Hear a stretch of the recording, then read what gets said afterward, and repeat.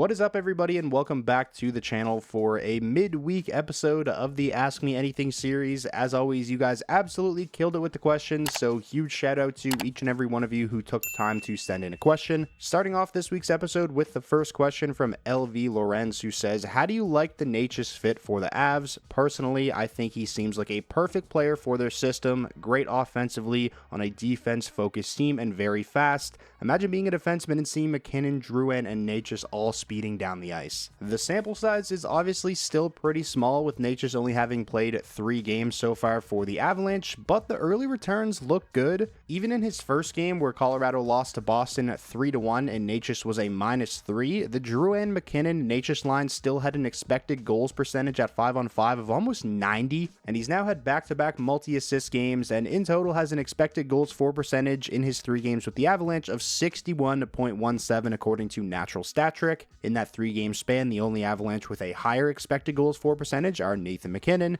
Chris Wagner, who's only played in 1 game out of those 3 games and only played around 7 minutes, and Arturi Lehkonen. Like I said, the early returns are looking good. These two together on a line look like a match made in heaven, which really shouldn't be a big surprise. Necas is a player who, like Nathan McKinnon, likes to play with the puck on his stick, thrives in transition, and like you said, being a defenseman, seeing Drouin, Necas, and McKinnon all steaming down the ice at you has to be a scary sight. So much speed, skill, and creativity on that line. Moving on now to the next question. This one comes from Rex the Valiant, who says, do you think the Red Wings are going to make any big moves near the deadline? Who do you think would be on the trade block, and who do you think would come our way? Also, really appreciate the kind words, and I'm glad you enjoy the videos. If I had to guess, I think the Red Wings probably have a pretty quiet trade deadline this year. They're not really in a position as to where they should go out and trade future assets to acquire rental players to help them in their push for the playoffs. And based off of the way they have played so far under Todd McLellan, they're not really in a position to sell right now either. They're just 2 points back of Tampa Bay for that second wildcard spot in the Eastern Conference. So I think in all likelihood, the Red Wings will stand pat at this year's trade deadline. However, if they are going to look to add, I feel like they should only be looking to add relatively young, already established NHL players who can help them win now, but also be key pieces for them long term. The top 3 players that I want the Red Wings to target at this year's trade deadline are Elias Pettersson, Dylan Cousins, and Bowen Byram. Are those the most realistic options? Elias Pettersson probably not so much, but there was reports that the Red Wings and Sabres were talking,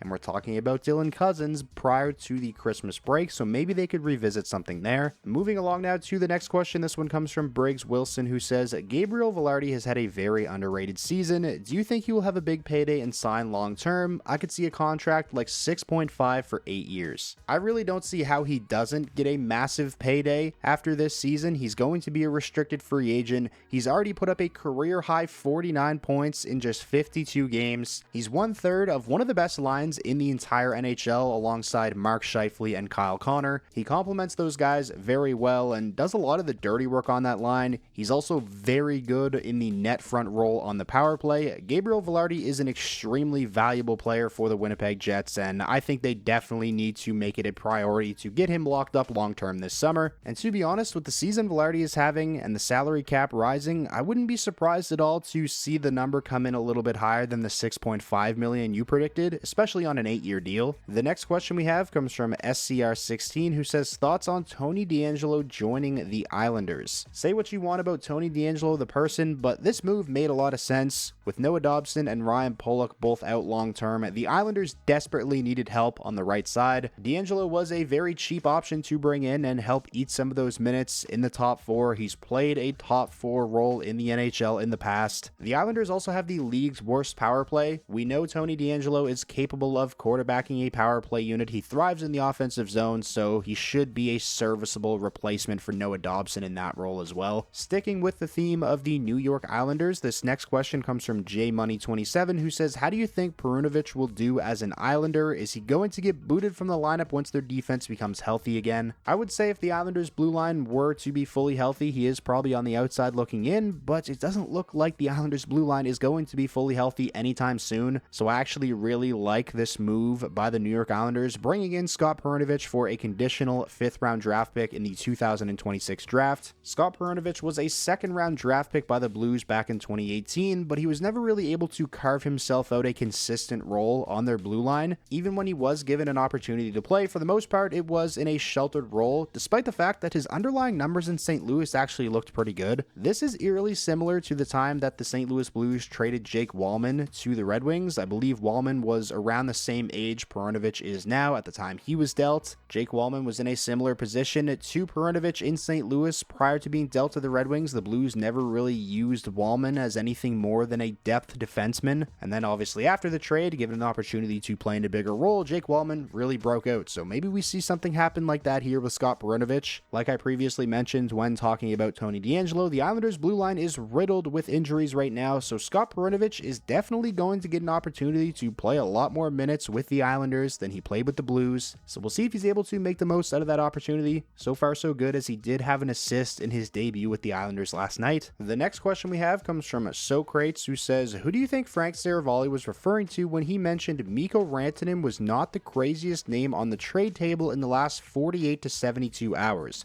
What name would be bigger than Rantanen, and do you think it's possible that this trade won't be the craziest deal by the end of the season? I'll read off exactly what Seravalli said. In his tweet, he said, and not sure how to process yet, but impeccable source said that this Rantanen deal was not the biggest thing on the table in the last 48 hours. This tweet had everybody losing their minds because around the same time, Kevin Weeks tweeted out a picture of Pittsburgh with the eyeball emojis. So that had everyone speculating, could the Avalanche be trading for Sidney Crosby? Could that have been what Frank Seravalli was talking about in his tweet? But obviously that was not the case, and a few days later, Kevin Weeks tweeted out, we're told the Fenway Sports Group are taking the Penguins to the market this week to explore a potential sale of a minority ownership stake. So that is what Kevin Weeks' tweet of Pittsburgh with the eyeballs emoji was all about. As far as what Frank Seravalli's source could have been referring to, I honestly have no idea. Like, what could have possibly been on the table that would have been bigger than the Mikko Rantanen trade that we saw? My guess is they were referring to some kind of JT Miller or Elias Pettersson trade that was in the works. That's really the only thing I can think of that would come close to being as big as a Mikko Rantanen trade. Other than that, though, I really have no idea. Moving on now to the next question. This one comes from Karen Ratton, who says, thoughts on the Thompson extension? So for those of you who don't know, Logan Thompson and the Capitals agreed on a 6-year extension worth $35.1 million, an AAV of $5.85 million. In my opinion, this is a fantastic deal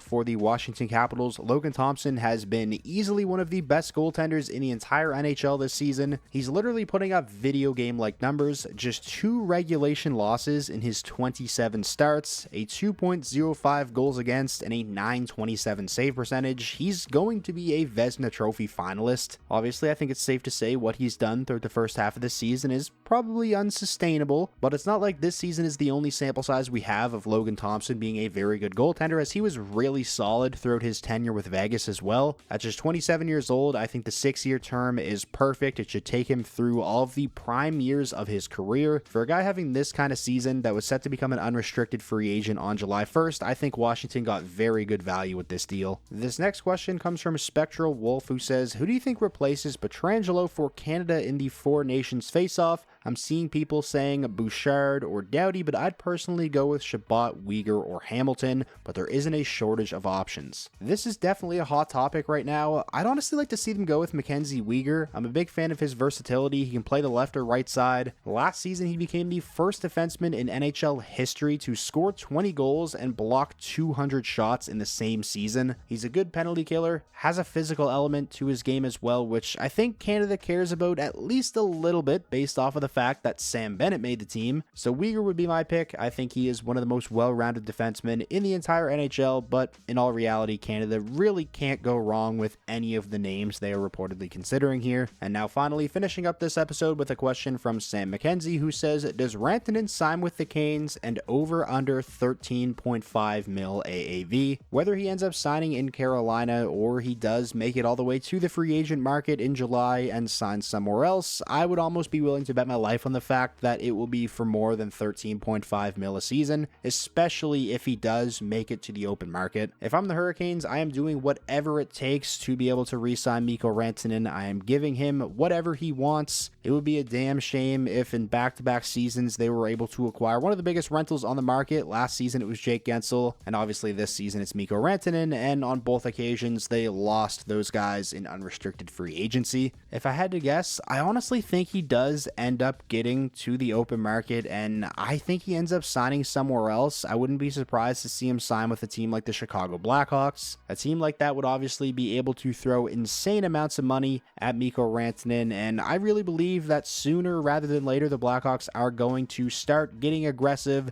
and try to hit the accelerator on this rebuild, and getting a guy like Mikko Rantanen would obviously help them do that. So that is going to wrap up this episode of the Ask Me Anything series. Like I mentioned at the beginning of the video, huge shout out and thank you to each and every one of you who sent in a question. Even if your question wasn't featured in this episode, just know I read them all and I appreciate all of you guys. If you made it all this way to the end of the video and you ended up enjoying yourself, please remember to leave a like. It's the best way to let me know that you enjoyed, and it does actually help out the videos a ton. And most importantly, if this was your first time checking out the channel and you want more NHL content just like this all year round, be sure to hit that subscribe button, and I will talk to you all again soon.